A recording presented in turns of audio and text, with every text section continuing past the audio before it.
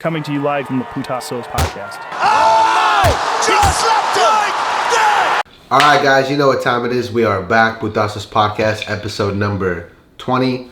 My name is Joe. This is Roy. What's up, guys? Special guest on today. So today's card that we're going to go over is going to be Dolidze versus Imavov.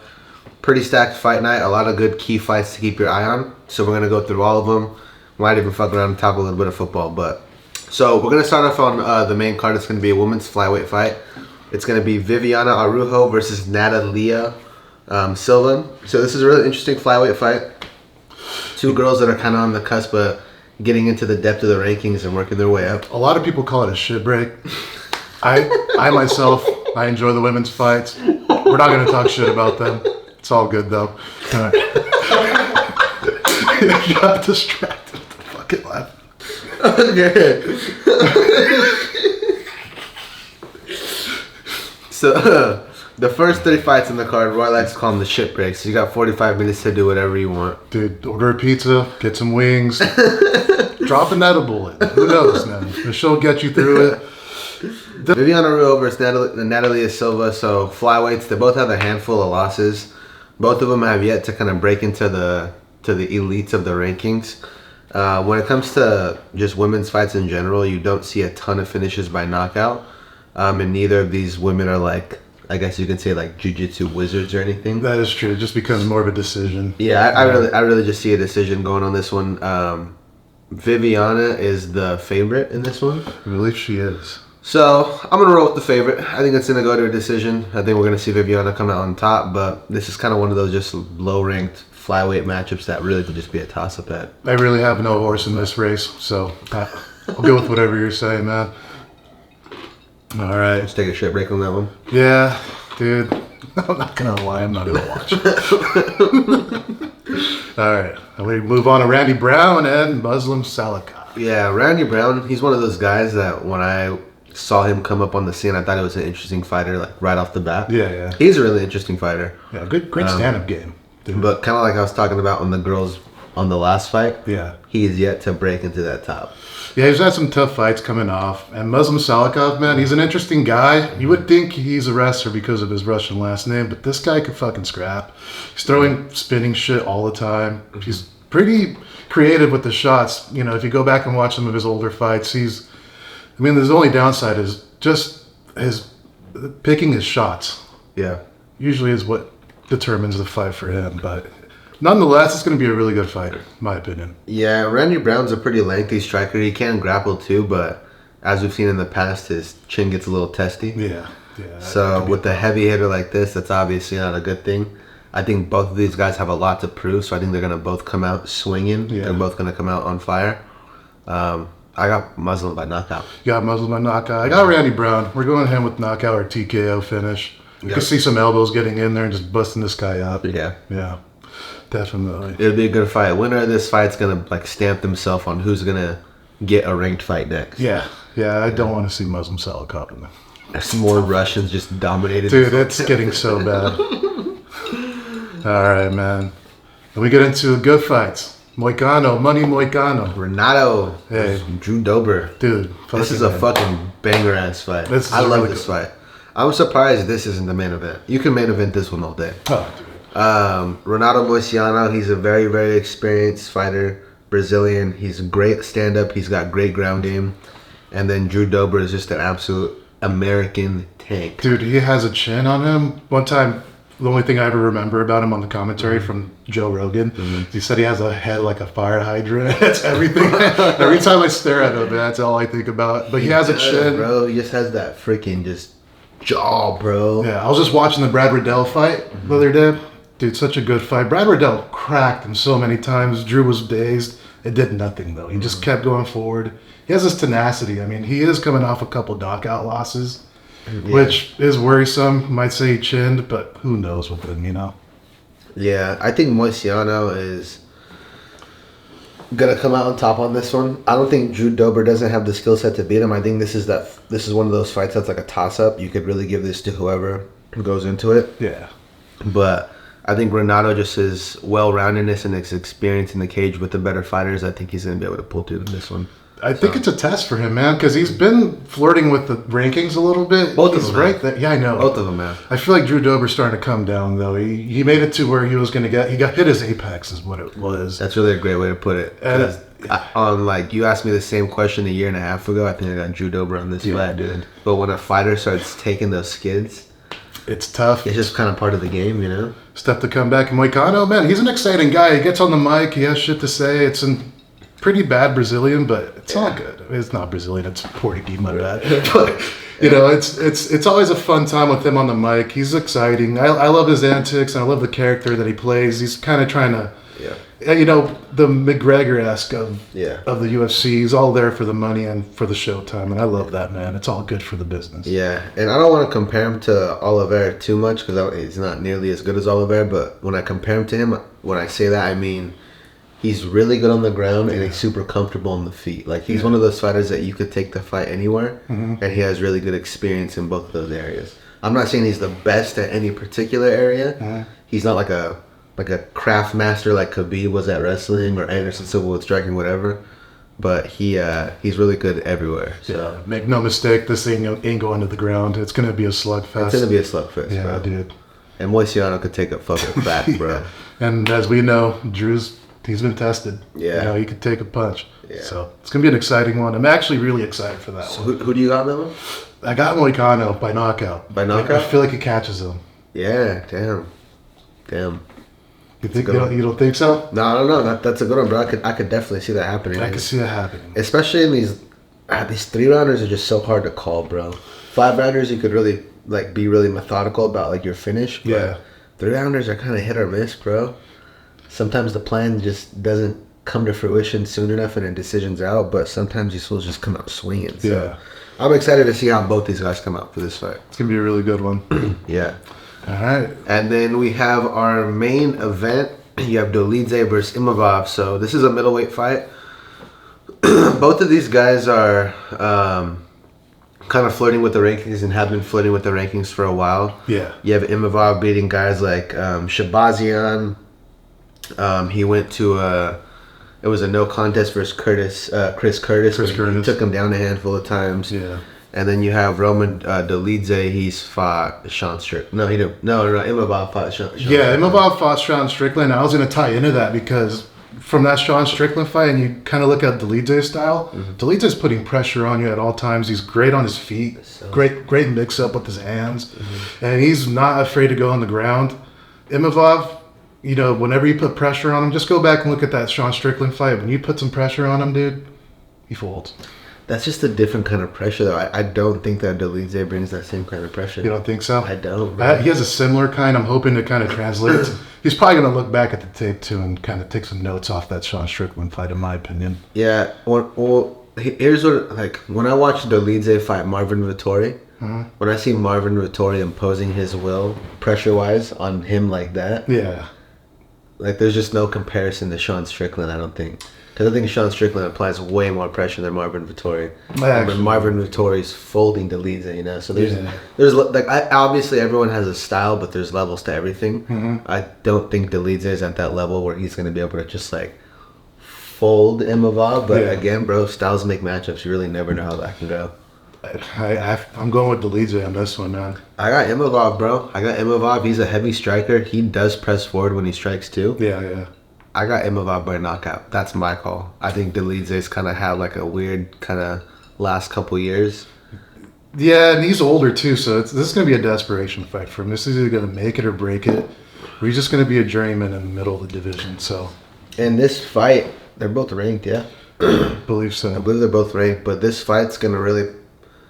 The middleweight division's kind of I wouldn't say washed out, but almost everyone's fought for the title. And everyone's fought against Izzy and lost. Everyone's fought against Izzy, and if Izzy gets that title back, who do you put him up against, you know? So I think, although this isn't going to the top of the heap for the middleweight division, this win is going to put these guys in a good spot. Yeah. To where they can get one more really big win. Yeah. And be in that title mix. Yeah. Whoever's the next champion, it's going to be out of just Izzy's not there right now. You know, he's about to be there again. We're about to see. We'll see. Yeah, so we're going to see on that one. But really exciting card. All these fight nights are always really exciting because you have these fights in here that either A, you don't know, or B, you don't know what's on the line for that division. But this fight night has there's a handful of key fights that are important to those divisions, so I'm excited. Yeah. Prelims on this one, just kind of throw one out there. Molly McCann's on the prelims. Yeah, I don't know about that on one. fire, bro. She was on fire for a while. She took 1 L and they threw her on the prelims of a fight night. It's kind of wild. You would damn, have thought they would have put her fight in that women in the main card there. They would have swapped those two fights. I'll say this as a fan, because I would say I'm like in between an expert and a casual. Yeah. Somewhere in the middle. Yeah, same. I like seeing Molly McCann fight, bro. She's exciting. Win, lose, or draw, bro. She talks her shit. She's exciting. She has fun walkouts. She's really high energy, so. I do feel like you had to pair her with Patty Pimblett, though, because they feed off each other's energy, and they're always in the crowd, like, hyping each other up. It's actually pretty fun to watch, the lads, scrap. Them scows are scrap. I was there just to watch this fool beat the shit out of Tony Ferguson, bro. I felt so bad, bro. For Patty Pimblett, dude. I watched Tony walk down the aisle back to the locker room, and I was like, dude. Bro. Have you ever seen that picture of when Splinter was holding the 4 baby turtles? Yeah. And the turtles all grown up, walking Splinter. Damn, dude, that's how it feels? Fuck, man, bro. dude, I was the biggest Tony Ferguson fan for the longest, and after that Justin Gaethje fight, I felt like I saw like someone murder my family. I was like, fuck,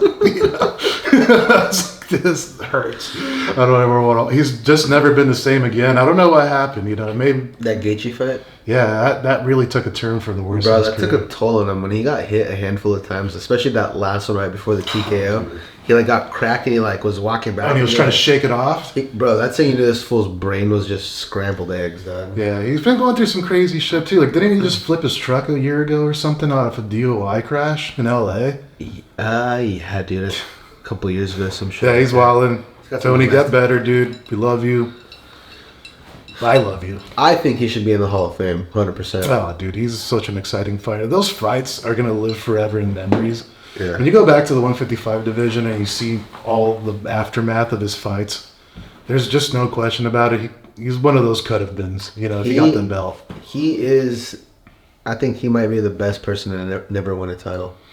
McGregor and Chandler flirting with the idea of coming in there. Fuck, bro. I think it's only right for the 300. So it was a trip because when I was on Twitter one day, I was on Twitter and I saw this post and it was talking about moving out 170, 165, 175. For the division. And I saw it, and I saw it from a page that gets a lot of credibility, and I was like, I don't think that's clickbait. Right. And then I saw another person post it, and then I saw another person post it, and I was like, oh shit. So I put it on my story, I sent it to Big Cat. Yeah. And he's like, is this real? And I was like, bro, it's from a pretty reliable source. And it hasn't been announced yet. Yeah. But what a fucking curveball that would be, bro. Like, that is a fight for the people, bro. Yeah, exactly, dude. I can't wait for that. I mean, the whole card's stacked, right? Even from the prelims to the top of the card. Oh, bro. It's perfect. I wish I had tickets. Someone sponsor me. Oh, my God. Let's go, dude. Let's go. I'm down. Yeah, I think, I don't know if we should put this in there or not, but I think we were possibly thinking about doing a raffle for 300, like we did for 96. So do a ticket and a plane ticket like we did last time. Oh, dude. How did that go last time? It was fun, bro. Fucking one of our good friends ended up winning it. Yeah. Because we raffled off the first like 4 people or 3 people couldn't go. I saw that, dude. Bro. It was such a night. Like, why would you enter? But it's all good. It happens, Sometimes I enter shit and I'm like, fuck, I'm probably not gonna. People at work were like, dude, you guys totally rigged that. We're like, we didn't fucking rig it, bro. These people just didn't answer their phone. No, you guys kept spinning it, dude. And I saw the cursor on my name. It said Roy Ramirez right there. It's funny because Yeah. everybody like that entered the thing. They're like, oh, we saw our name. We saw our Yeah. name. Like, thanks, we saw our name, blah, blah, blah. That's so funny. My uncle fucking texted me and I was like, bro, I need you to message me on Instagram. That way I have a receipt to put you in. And he never did. He's like, wow, bro, I would have won. You didn't put me in the raffle. I'm like, first of all, you're 50. Dude. These fights are a little late. You're probably going to be in bed. Sure. But yeah, bro, that would be badass. Yeah. Let's do it. That would be badass. So, do you think that Dana White is going to give Leon the option to take the 65 belt or the 75 belt, or do you think he's going to force him up to 75? I don't know. Are you going to make Leon Edwards cut weight? Can you oblige them to? Because you could always move up. It's always up to the fighter's discretion to do so. Well, that's what I'm saying. Is he going to give him the option? Like, if that were to be the case? Well, he's going to give him the option, but it's going to be up to Leon of whether he wants to do it or not. I don't think he gives him the option. I think he forces his ass up to 75. He says, hey, bro, I need this Conor fucking Chandler fight at 65. You know? That opens up a lot. It's going to be like boxing, though. You don't feel like too many divisions? No. I do think this is a division that... A lot of double champs, maybe? I like the every 10 pounds. I like the every 10 pounds, bro. Because it keeps it down to 11 divisions. Because they have 10 right now. It's 25, 35, 45, 55, 70, 85, 205 heavyweight. That's it. So if they add one more in, it's 9. And I think it would be badass if they put in a super heavyweight. Oh, dude, that'd be sick. Just have some big fucking guys. Yeah, bro. I think it'd be down as fuck. You go drop 205 to 195 to get DC off the commentator booth. Just come in for that. You drop light heavyweight from 205 to 195. Yeah. You put heavyweight at 225. Yeah. Oh yeah. And then you have a super heavyweight. Is it going to be a limit to the weight? 10 divisions, unlimited weight. Yeah. I think that would be the perfect way to do it. 10 men's divisions, every 10 pounds, all the way up through, except for heavyweight and super heavyweight. Yeah, I see. It goes up just a tad. I can see the blueprint on that. I can see how it works. It's just going to be a lot of fights, which, hey, man, we're a fan of. There's a lot of good fighters out there, though, bro. Like, especially, like, at that weight that they're making, the 55 through 70, right, 80, like, that's a talented-ass weight. Like, that's the most stacked one, you know?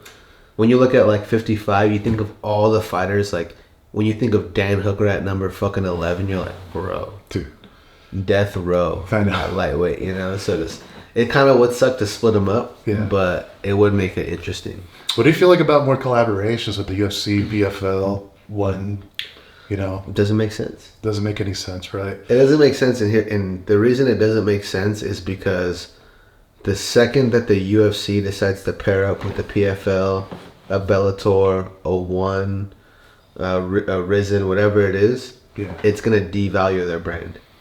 Yeah. Dana White said it on his, I don't know if it was Instagram or a story, but he's like, so you're telling me that one company that sells no tickets bought another company that sells no tickets? It's just more of a fantasy to the fight fans, you know? Yeah. I mean, now we got it going on. We have... but it's not... What's her name? Kayla Harrison? Yeah, she's in.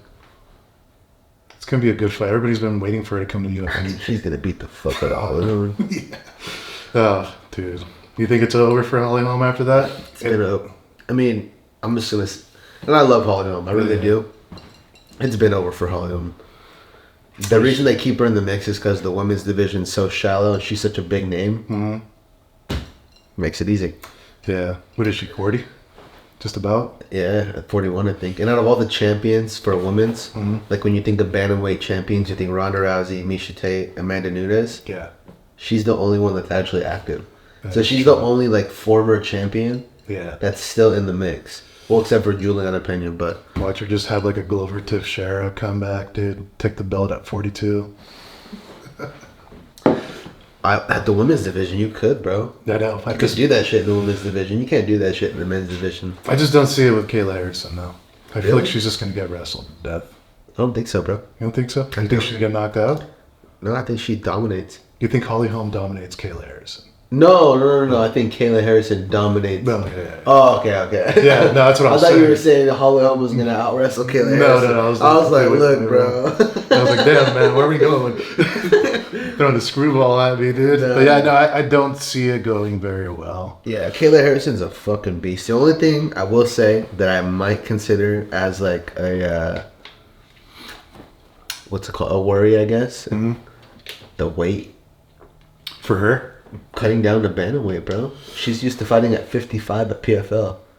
Damn. Now she's going to go to 35 at UFC. That's a 20-pound cut. Keep in mind, she was already cutting weight to get to 55. No shit. She probably walks around at 70. Damn. So that's a big cut. And I wonder what the size comparison is between her and Amanda. She's probably about the same height, but just way thicker. And I'll say this from a wrestling point of view. Mm-hmm. Anytime I wrestled in high school and in college, women have a lot tougher time shedding that weight off. Yeah. I don't know what it is about the woman body because they just tend to carry more some will carry more fat. Like, it's just facts, bro. Yeah. They carry more fat. Like, they just carry it in the places that the woman body needs it, you know? Right. Bastards. Men, yeah, I didn't want to say it, but men don't have to carry fat as easy, so they can shed it a lot quicker. That's true. Women don't shed weight as quick, so... I mean, if she's walking around at 170 going 35, that's a 35-pound cut, bro. She better start cutting weight right now. Like, she's basically cutting a fucking 2-year-old off her body. Yeah, I didn't ever took that into consideration or ever thought about it. I didn't realize she was that heavy. And Holly Holm's been making the weight, so I would say that's the only thing that I see with that fight, but who knows? What else is exciting coming up? I'm really excited. I talked about this on the last one, but I don't mind talking about it again because I don't think anybody does. Is Justin Gaethje versus Max Holloway. Oh, dude, I fucking love this fight, bro. It's a really good fight. You don't feel like Gaethje is easily going to beat him, then? No. Really? Styles make matchups, bro. Styles make matchups, and Gaethje, I know Gaethje beat Poirier, but outside of that shot, Poirier is winning that fight, bro. Nice. 10 times out of 10, in my opinion. If knockouts didn't exist, which obviously I know it's kind of a dumb situation that I'm building, but if knockouts didn't exist and it was technique only, Yeah. Dustin Poirier's beating that fool 10 times out of 10. You know, and when I see that fight and you watch the Holloway fight with Poirier,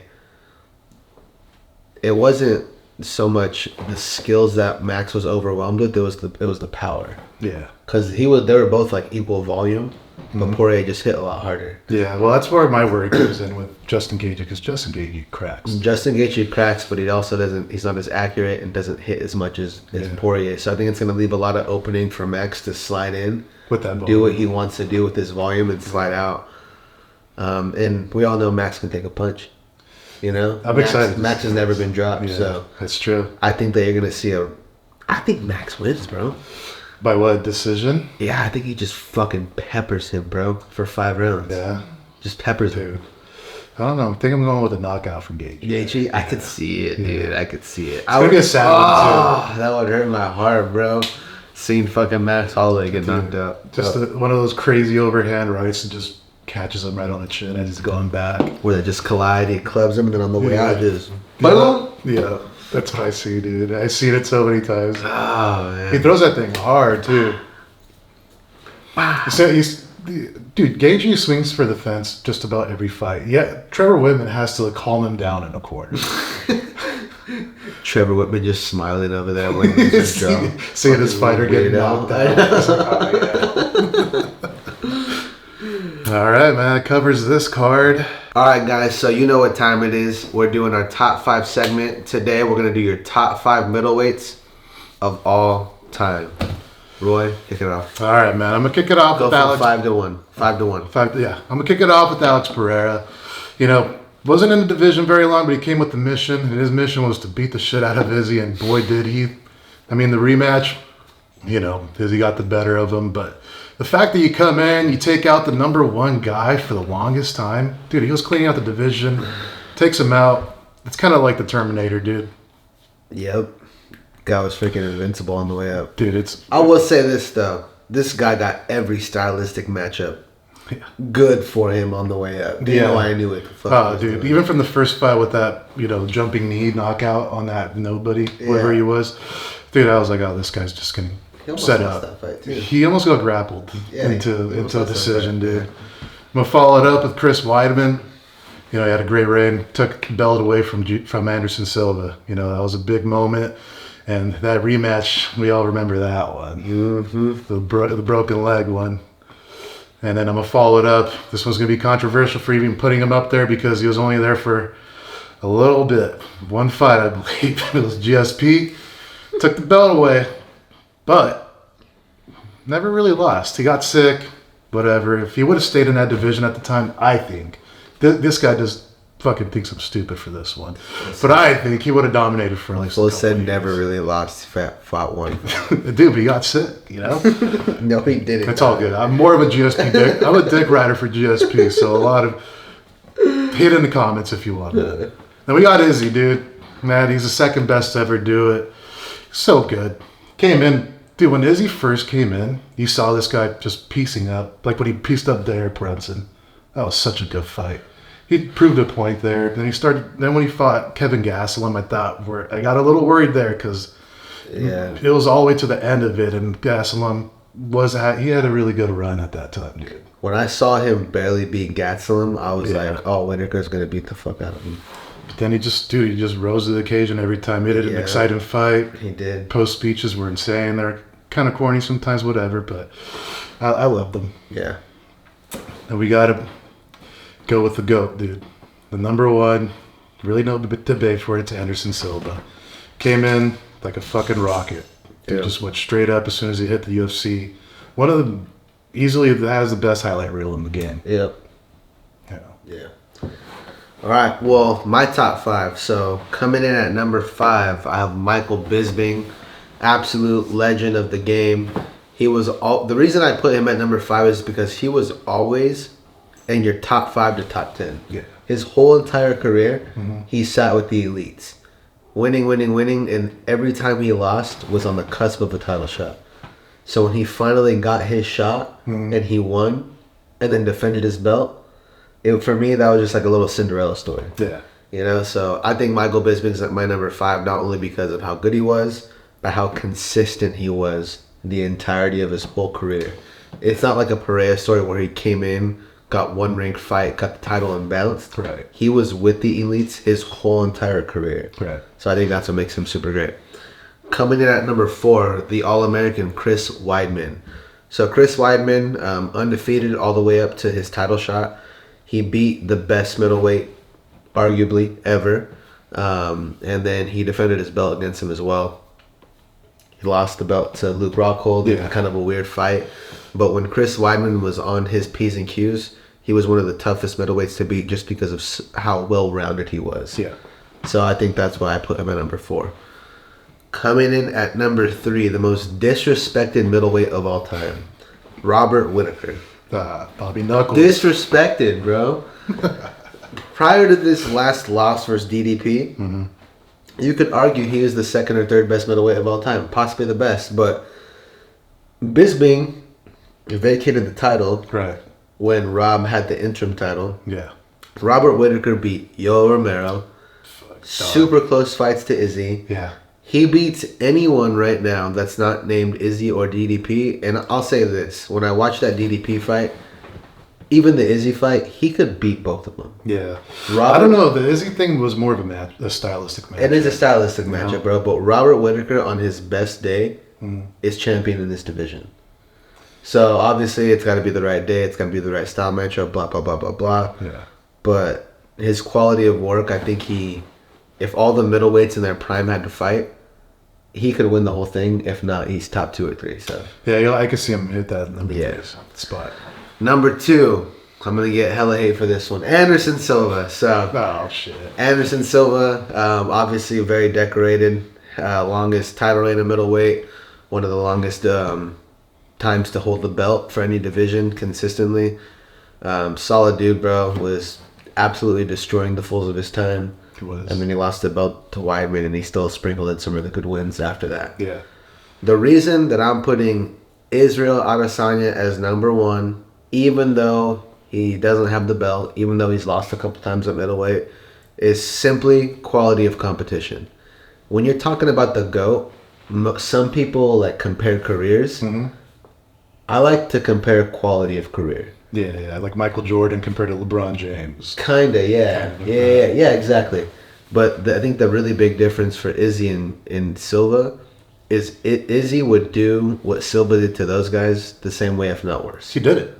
He did it to the current division. Exactly. Highlight reels it. So I just think that this time and day, there's just so many more developed fighters that it was just a bound time for Izzy to take an L eventually. Yeah, gotta recycle, dude. But bro, when you look at the quality of divisions and then also how active Izzy was as a champion, this fool's fighting every 3 to 4 months. Every 3 to 4 months. Yeah, he was consistent, dude. And that's why I feel like his fall off was he was just too heavy in the fight game, and you want to live, dude. This guy was a star.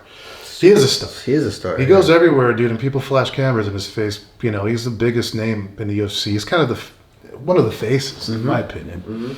You know, he gets a lot of hate now. People think he's going to go out. I just feel like he needs to live a little bit and come back and dedicate himself to the sport, and I think he'll be ready to go. So let's do a prediction for this fight. Izzy versus DDP. Izzy versus DDP, I think Izzy knocks him out and actually suns him, to be honest with you. Yeah? Yeah. I think Like he does. that? Yeah, I think he gets in his head.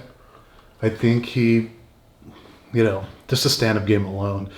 Dricus is going to have to rely on his ground game a lot for that. And I'll say this, after seeing his ground game, I'm definitely not impressed. And I'm not saying it's bad. When I see really good ground games, like when you see a good one, you can tell you worked really, really hard to be very, very decent. Yeah. And I just don't think that's going to be good enough for Izzy. Like, when you look at all the grapplers versus Izzy, no grappler is just, like, dominated Izzy. Did Sean take him down? I don't believe him in it. I think it was all stand-up. No, he didn't take him down.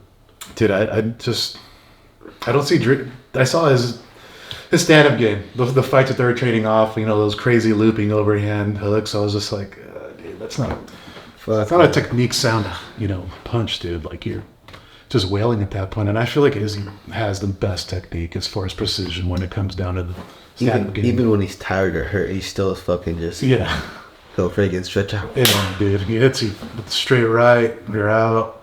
I also feel like Izzy was just off against Sean Strickland, to be honest with you, man. It was. You don't think so? Nah, I think it was. When you fight that often, bro, it's hard to stay focused. Especially when you're the champ and everyone's training to beat you. Oh, dude. Yeah. Like, it's a little different. He owned it for a couple of years, his whole title reign, man. He knew he was going to get hunted. And what did he do? He cleaned out the division twice for some guys. Yeah. So. Well, that's it. That's why I got my top five. And I'm just a casual, by the way. My top 5 shit. His is actually pretty damn good. Yours is solid, bro. Yours is solid. While we're here, we might as well talk a little bit of football. It stings a little right. I'm a Cowboys fan, so unfortunately, my Super Bowl dreams went away a couple weeks ago. Dude, my boy Roy here is a Lions fan. This is a kid, dude. We're filming on a Sunday. Yeah. It's football Sunday. And just took a big fat stinky L. You know what sucks, bro? What? Is I have a cousin that's a Lions fan. Yeah. And I texted him. I was like, you know what, bro? I never fucking root for the Lions. Mm-hmm. I need you guys to win this game today. Dude, everybody. I took a nap today. Mm-hmm. When I crashed out, it was 24-7. You text him. You're like, good job, dude. I was like, it's a wrap. I crashed out. I wake up. I see like 35-32, or what was it? 31-34? It was 34-30, 31. Yeah, it was a 3-point. Yeah, I was like, wait, what the fuck? Sorry, it was 34-30-27. Because we scored right at the end. Jameson Williams. Yeah, dude, it was bad. I thought we had it in the bag, dude. I was celebrating. I was like, dude, I never thought we would be in the Super Bowl. I was already signing it off. But as soon as we came out in the second half and I saw the way our energy, I was like, oh, fuck, here we go.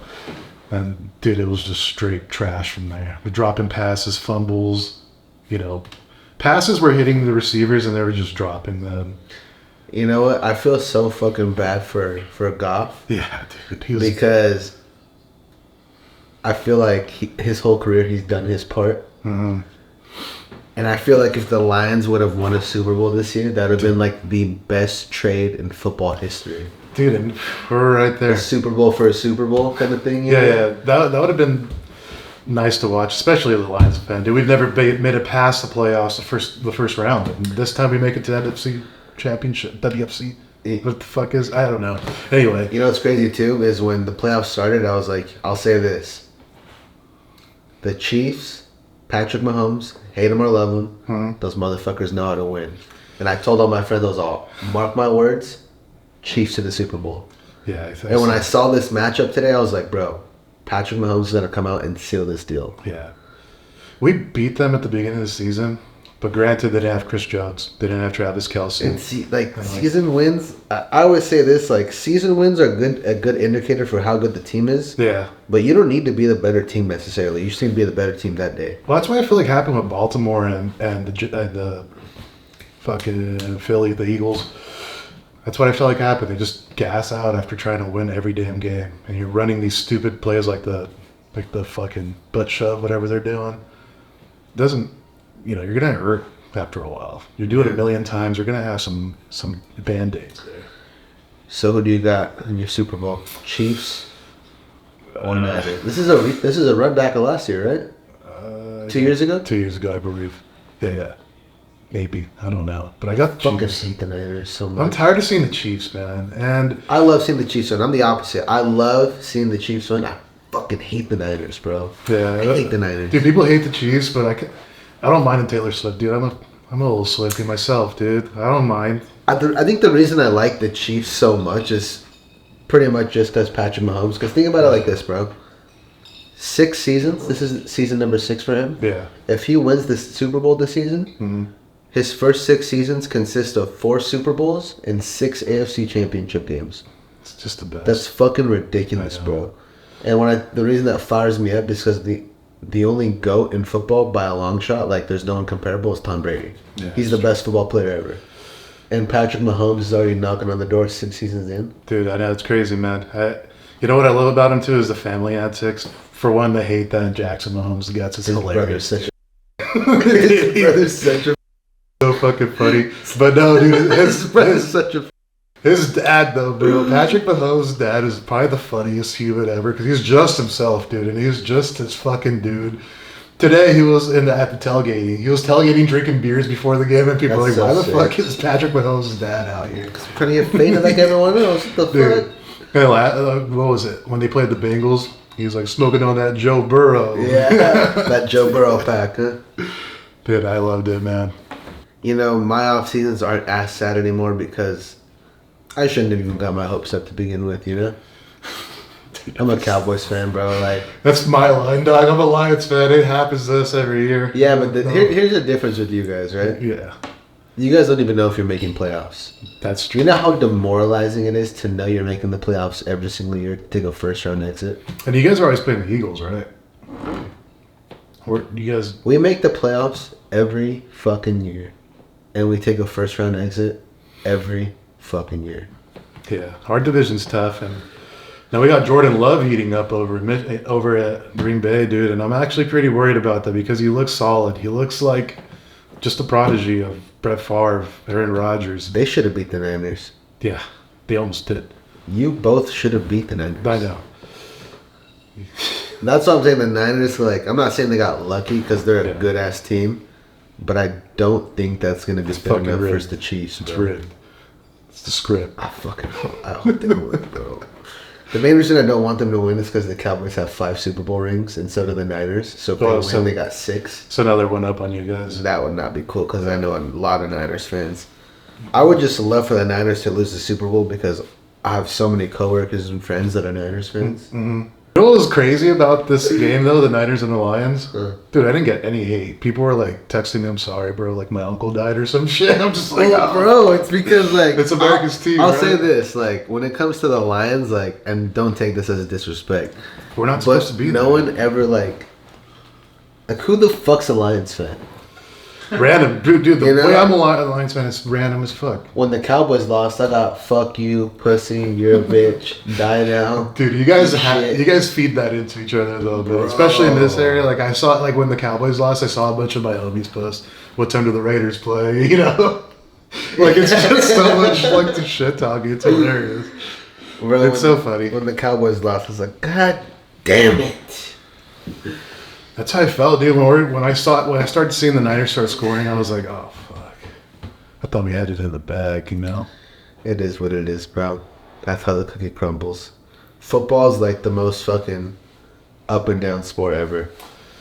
It seems, people... It's basketball? Yeah. I like basketball more in the sense that you truly find out who the best team is advancing in the bracket. Yeah. Because it's best out of 5 or best out of 7. Yeah.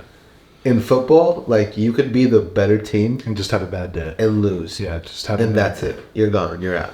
And that's it. But you can't do best of 7 in football. These fools would be shot the fuck out, bro. This cortisone shots, a la carte, dude. Once playoffs hit, steroids are legal. Oh, fuck yeah. Maybe they do best out of 3. Best out of 3. Think about how many I games. think 3 weeks, so yeah. Yeah. Never mind. So, hey, more football. Unless they played like every 3 days or something. Yeah, they'd be fucked. Well, they play like 7-on-7 games and they play one real game. Alright guys, Putazos Podcast, episode number 20. Thank you guys for watching. Remember to follow us on Instagram. We have YouTube. We have Twitter. We have Facebook. We have TikTok. We have everything. Subscribe on YouTube. That's the big reason. We're trying to blow this thing up as much as we can. So if you guys can subscribe on YouTube, that mean a lot to us. But thank you, Roy. Appreciate you, man. Thanks for coming on. Next time, dude. Appreciate you, brother. Putazos Podcast, episode number 20. We're out.